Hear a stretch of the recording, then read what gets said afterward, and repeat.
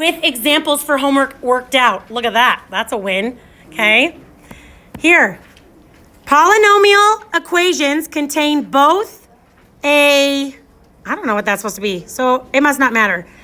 Okay, the word root and zero, I want you to think of as basically the same thing. They both mean like solutions or answers. Solutions, answers, root, zero. To me, and for what I need you to understand, they all basically mean the same thing. They're both what I get for x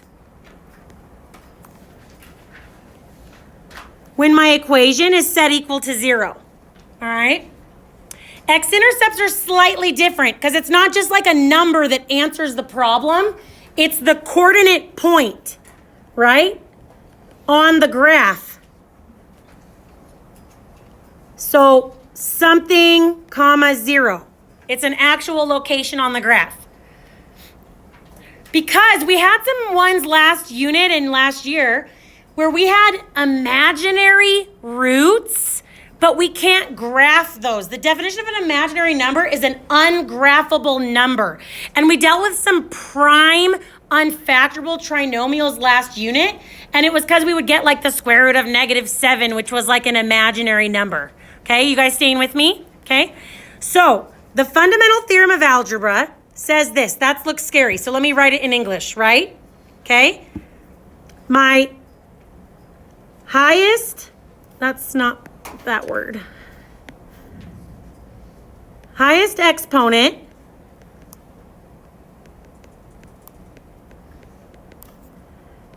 is how many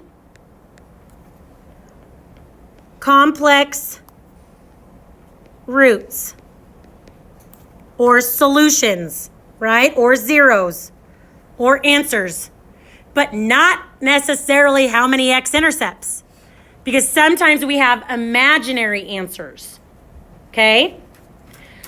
So if it's x squared, it has 2 complex answers. Complex is just the word that means both real and imaginary, graphable and ungraphable, okay? So if it's an x cubed, it has 3 answers. If it's an x to the 5th, it has 5 answers. That's what this is saying, the fundamental theorem of algebra. You good? Anybody? Questions on what that means?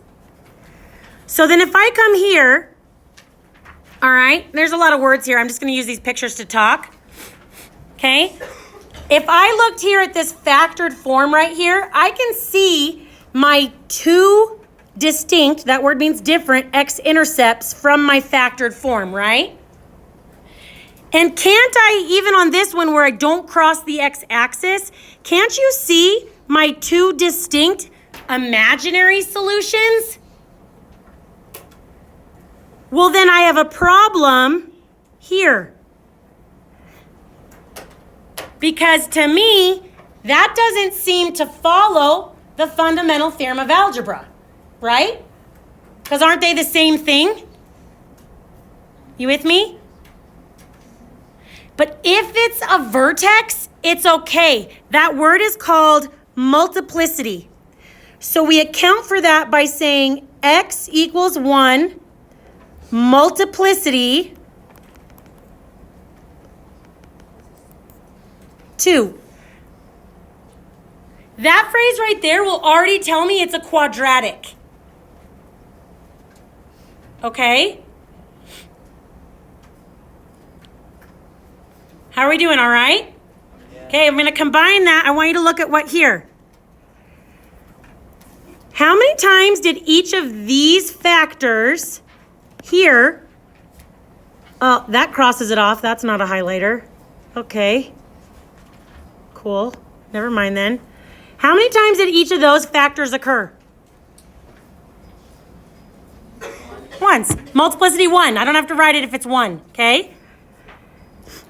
So how many times does this factor occur? Twice, right?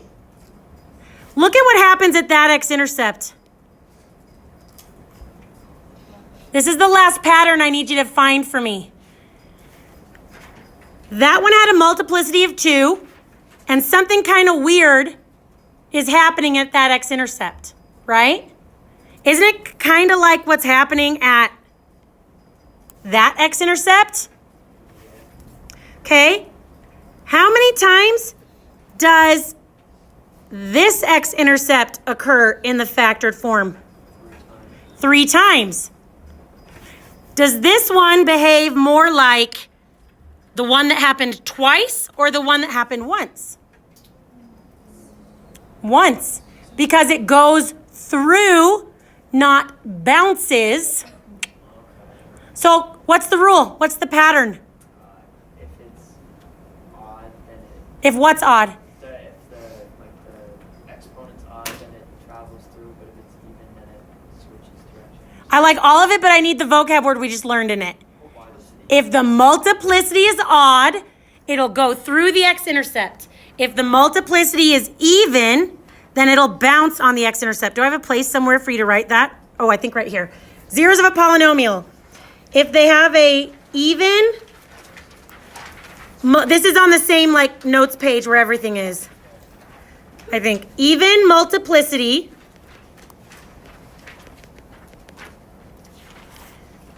means the graph bounces.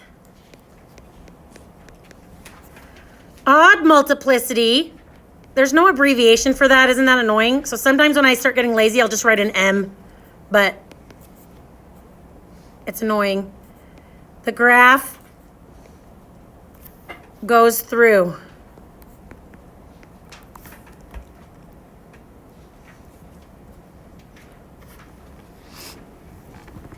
Okay, we're going to put it all together with a bunch of examples now. Until the bell rings. I want to try and get through 4 or 5 examples in the next 4 minutes, so we're going to work together. Because now that you know all the patterns and understand them, this is going to go quick. This should be quick, okay? All right. If, I don't want you to multiply it out, but if you were going to multiply this out, what would the leading coefficient be? Correct. What would the degree be? 3. X squared times x.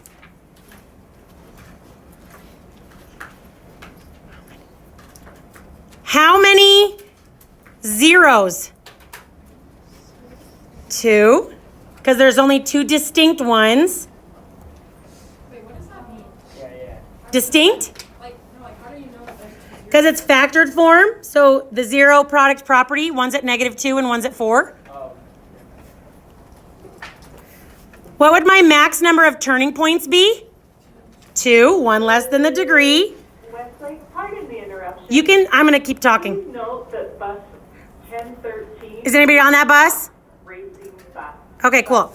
You can skip possible, don't cross it off on your paper because we're going to do it next time, but we don't have time to talk about that one today. Hey, Westlake. Actual zeros USA would be -2, multiplicity 2, and 4. If the multiplicity is 1, you don't have to do it. Okay? So please come and bring your friends.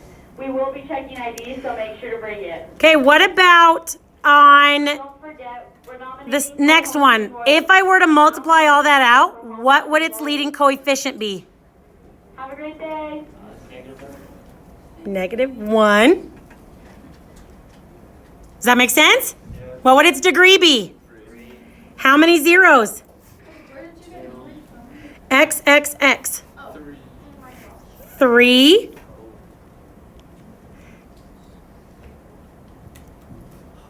Maximum, because look, 0, 7, -4, right? The max number of turning points, 2. We're skipping possible for now. You can skip it on your homework also. Actual zeros would be 0, 7, and -4. All their multiplicities are 1, so we don't have to put it. Wait, where did the 0 come from? -x. Okay, let's do a harder one. Look at this one here on the next page. Do you see that bad boy? Gross. What would its degree be if I were going to multiply it all out? 6. Try again. 3? Try again. Try again. Just 3. You guys. Try again. Wait, are we just tracking them or The factored form one. Oh, that one. 9.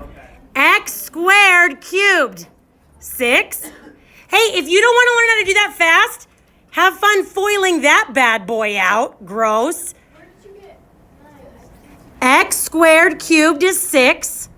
X squared is 2 more. X.